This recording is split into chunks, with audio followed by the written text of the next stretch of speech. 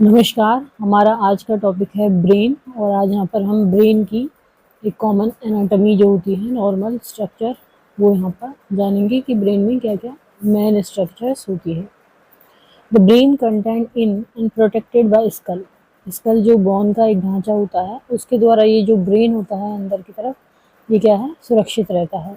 And suspended in cerebrospinal fluid is one of the most important and complex organ in the body. और brain के अंदर जो spaces रहते हैं उस पर क्या होता है, CSF होता है, सेरेब्रो स्पाइनल फ्लूइड होता है।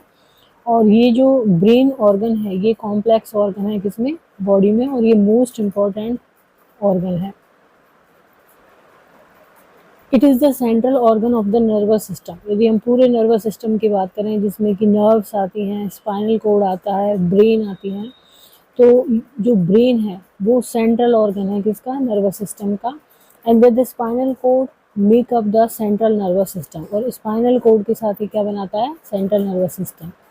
तो मतलब कि सेंट्रल नर्वस सिस्टम में क्या आ गया, ब्रेन आ गया और स्पाइनल कोड आ गया।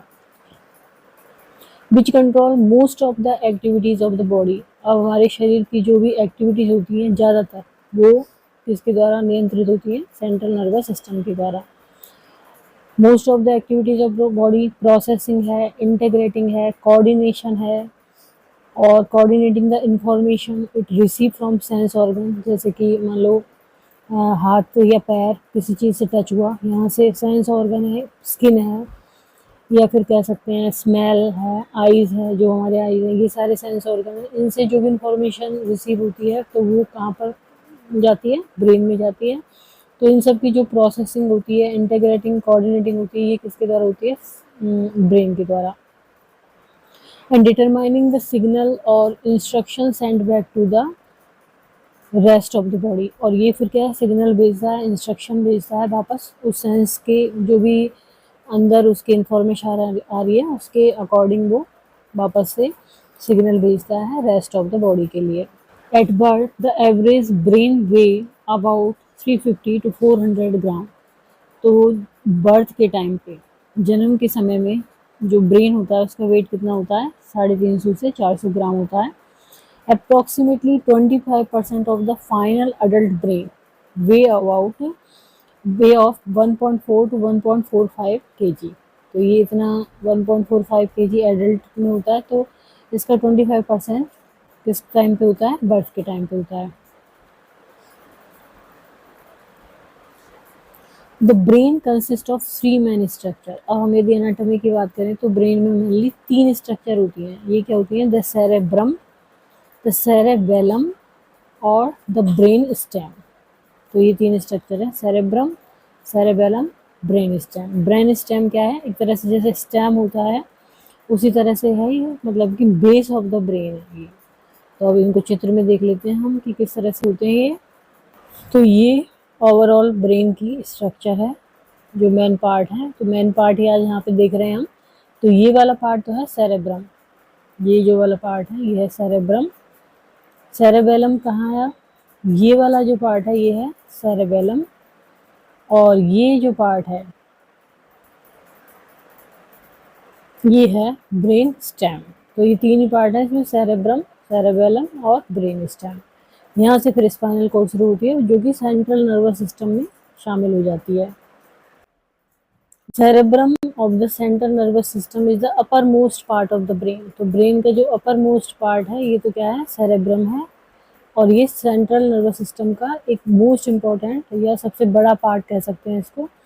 It is composed of basal ganglia, cerebral cortex and olfactory cortex. इसका बना हुआ होता है, इसमें बेसल गैंग्लिया होता है, सेरेब्रल कॉर्टेक्स होता है और ओलिफैक्टरी कॉर्टेक्स होता है।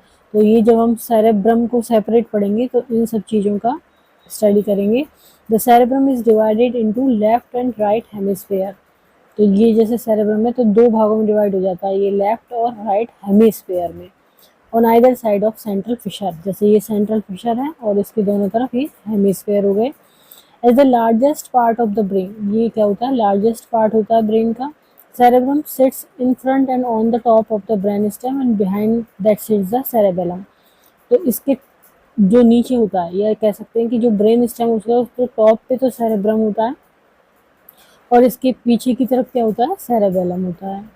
इट रिसीव सेंसरी इंफॉर्मेशन को रिसीव करता है ये, processes it, regulates motor and conscious activity and is responsible for broad range of cognitive processes। cognitive processes मतलब कि जैसे कि हमारे थॉट्स क्या हैं, कॉग्निशन में आते हैं, उनको ये, उसके लिए ये रेस्पॉन्सिबल होता है। इसके अलावा जो सेंसरी इंफॉर्मेशन आएंगी उनको ये प्रोसेस करेगा, और फिर मोटर और कॉन्शियस एक्टिविटी होगी उनके लिए ये रेस्पॉन्सिबल होगा। अब ये तो हो गया सेरेब्रम। और सेरेबेलम क्या होता है, cerebellum is located at the base of the brain. ये सेरेब्रम है तो ये cerebellum under the cerebrum and posterior to the spinal cord, और स्पाइनल कोड के पोस्टीरियर होता है ये। The cerebrum play a vital role in function and mobility. तो हमारी जो भी मूवमेंट होती है बॉडी की, जैसे हाथ पैर का मूवमेंट या किसी चीज़ का भी मूवमेंट, तो ये मेनली उसके लिए जिम्मेदार होता है क्या, सेरेबेलम। देन आता है ब्रेन स्टेम।